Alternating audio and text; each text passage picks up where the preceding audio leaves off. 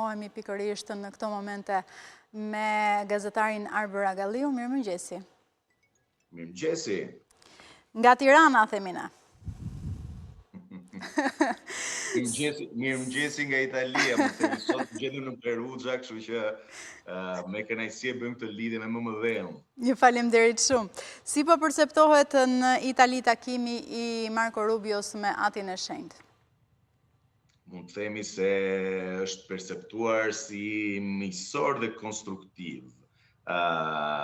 Por mund të themi se pas gjuhës diplomatike del në pa, mund të themi, një panoram shumë komplekse, sipas meje, e cila nuk lidhet vetëm me marrëdhëniet mes Shteteve të Bashkuara dhe Selisë së Shenjtë, por me ekuilibrat ndërkombëtare, sidomos në lindjen e mesme, rolin pra gjeopolitik të Vatikanit dhe tensionet e brendshme në botën katolike perëndimore. Ky ishte një takim për të shmangur, mund të themi, një përçarje. Mos harrojmë se një përçarje të mëtejshme.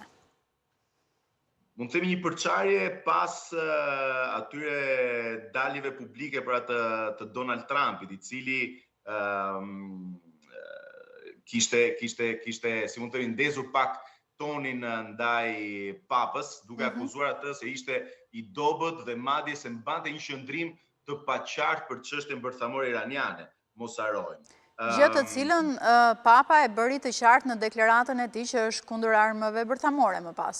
Jo vetëm papa, se këtë gjë e kanë bërë gjithë papat, pra e ka pas bërë më parë Papa Francesku, e ka pas bërë Papa Ratzinger, por në këtë kuptim ishte shumë domethënëse, mund të themi, edhe përgjigje kardinal Pietro Parolinit, një nga figurat më të shtyra pra të Vatikanit, ndaj akuzave të Trumpit, ku Parolini ritheksoi se qëndrimi i Selisë së Shenjtë, kundër armëve bërthamore është shumë i qartë.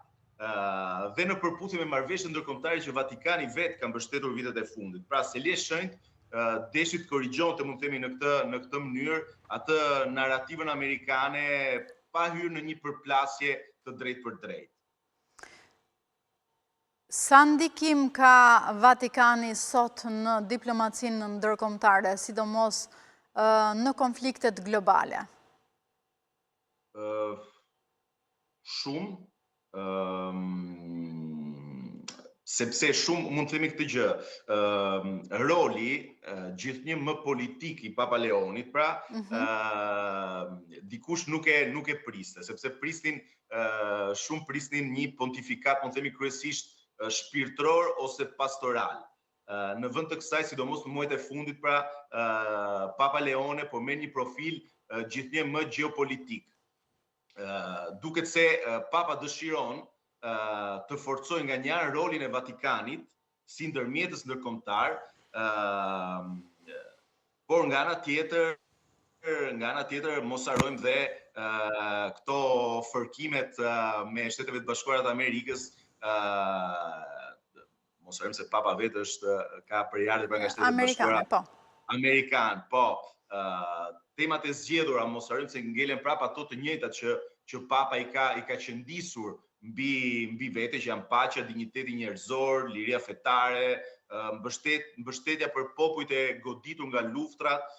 Kjo krijon në mënyrë të pashmangshme, mund të themi, tensione mes rrymave politike më nacionaliste të perëndimit, siç kemi parë pra me Donald Trump, pra me Shtetet e Bashkuara, ku një pjesë e botës konservatore katolike konsideron papën tepër kritik ndaj logjikave të fuqisë dhe shumë larg vijës administratës Trump. Mos harrojmë se Trump u përgjigj me një luftë në lidhjen e mesme, gjë që është kritikuar nga Selia e Shenjtë. Pra, Vatikani po tenton tejmase, mund të themi, të duket pra si një aktor gjeopolitik autonom. Nuk dëshiron pra Selia e Shenjtë të perceptohet si një aleat e thjesht kulturore apo fetare e perëndimit, por si një subjekt diplomatik autonom. Pra Vatikani po përpiqet, siç thash, të ruaj një marrëdhënie me të gjithë aktorët ndërkombëtar, të shmang logjikën e bloqeve dhe të mbrojë një hapësirë ndërmjetësimi moral, por dhe politik. Ndërkohë, mediat italiane